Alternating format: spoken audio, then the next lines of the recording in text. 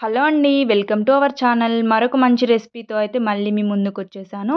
ఈరోజు రెసిపీ వచ్చేసి టేస్టీ కొబ్బరి పచ్చడి. ఈ పచ్చడి అన్నంలోకైనా, టిఫిన్‌లోకైనా సరే చాలా చాలా బావుంటుంది. ఇంకెందుకు ఆలస్యం, దీన్ని ఎలా తయారు చేసుకోవాలో చూసేయండి. దీన్ని తయారు చేసుకోవడం కోసం పొయ్యి మీద కడాయి పెట్టుకొని అందులోకి 2 చెంచాల వరకు నూనె వేసుకొని అది వేడైన తర్వాత ఒక 8 వరకు పచ్చిమిర్చిని ఇలా కట్ చేసి అయితే వేసుకోవాలి. ఈ పచ్చిమిర్చి వేగిన తర్వాత అందులోకి 1 చెంచా జీలకర్ర, 1:30 చెంచా వరకు ధనియాలు వేసుకొని అవి కూడా ఫ్రై చేసుకోవాలి. అవి ఫ్రై అయిన తర్వాత కొద్దిగా చింతపండు, అలాగే 2 రెమ్మల వరకు కరివేపాకు, ఒక కొబ్బరి చిప్పని ఇలా చిన్న చిన్న ముక్కలుగా అయితే కట్ చేసి వేసుకోవాలి. ఈ కొబ్బరి వేసుకున్న తర్వాత ఒక 2 నిమిషాలు అటు ఇటు కలుపుకుంటూ అయితే వేయించుకోవాలి. చక్కగా ఇలా అన్నీ కూడా వేగిపోయిన తర్వాత ఇప్పుడు ఇందులోకి కొద్దిగా పసుపు వేసుకొని ఒకసారి కలుపుకున్న తర్వాత కొంచెం కొత్తిమీరను కూడా వేసుకొని ఒక నిమిషం పాటు కలుపుకుంటూ అయితే వేయించుకోవాలి. ఇలా అన్నీ కూడా వేగిపోయిన తర్వాత ఇప్పుడు దీన్నైతే దించేసుకొని ఇప్పుడు దీన్నైతే పక్కకు పెట్టుకొని ఇవన్నీ కూడా కొంచెం చల్లారనివ్వాలి. ఇప్పుడు రోట్లోకి 8-10 వరకు వెల్లుల్లి రెబ్బల్ని వేసుకొని ఇలా ఒకసారి అయితే నలుపుకోవాలి.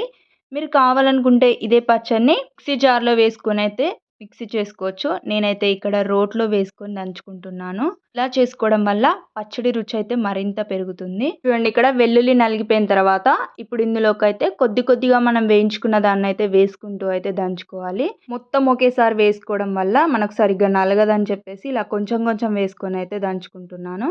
చూడండి, చక్కగా ఇలా కొంచెం నలిగిపోయిన తర్వాత ఇప్పుడు ఇందులోకి మిగతా దాన్నంతా కూడా వేసుకోవాలి.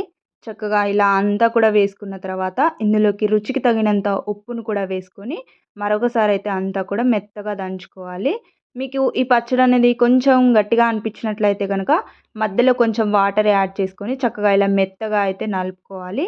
చూడండి, మనకైతే పచ్చడి ఇక్కడ రెడీ అయిపోయినట్లే. ఇప్పుడు ఈ పచ్చడి అంతా కూడా ఒక బౌల్లోకి అయితే వేసుకోవాలి. ఇలా అంతా కూడా ఒక బౌల్లోకి వేసుకున్న తర్వాత ఇప్పుడు దీన్నైతే పక్కకు పెట్టేసుకొని ఇందులోకి పోపునైతే తయారు చేసుకుందాం. పొయ్యి మీద ఇలా కడాయి పెట్టుకొని వేడైన తర్వాత అందులోకి కొంచెం నూనె పోసుకొని నూనె వేడైన తర్వాత 1 చెంచా జీలకర్ర, 1 చెంచా ఆవాలు, 1 చెంచా వరకు శనగపప్పు, ఒక 2 ఎండుమిర్చిని తుంచి వేసుకోవాలి. అలాగే ఒక 2 రెమ్మల వరకు కరివేపాకు వేసుకొని ఇప్పుడు వీటినైతే ఫ్రై చేసుకోవాలి. ఇలా అన్నీ కూడా ఫ్రై అయిన తర్వాత ఇప్పుడు ఈ పోపుని మనం ముందుగా చేసి పెట్టుకున్న పచ్చళ్ళలోకి అయితే వేసుకోవాలి.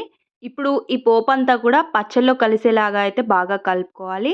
ఇలా కలుపుకున్నారంటే మనకు పచ్చడి అయితే రెడీ అయిపోతుంది. చూసారు కదా టేస్టీ కొబ్బరి పచ్చడిని ఎలా తయారు చేసుకోవచ్చో. చూసారు కదా టేస్టీ కొబ్బరి పచ్చడిని ఎంత ఈజీగా తయారు చేసుకోవచ్చో.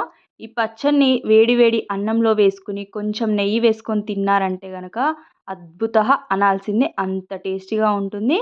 అలాగే దోశలోకైనా, ఇడ్లీలోకైనా, దేనిలోకైనా సరే చాలా బాగుంటుంది.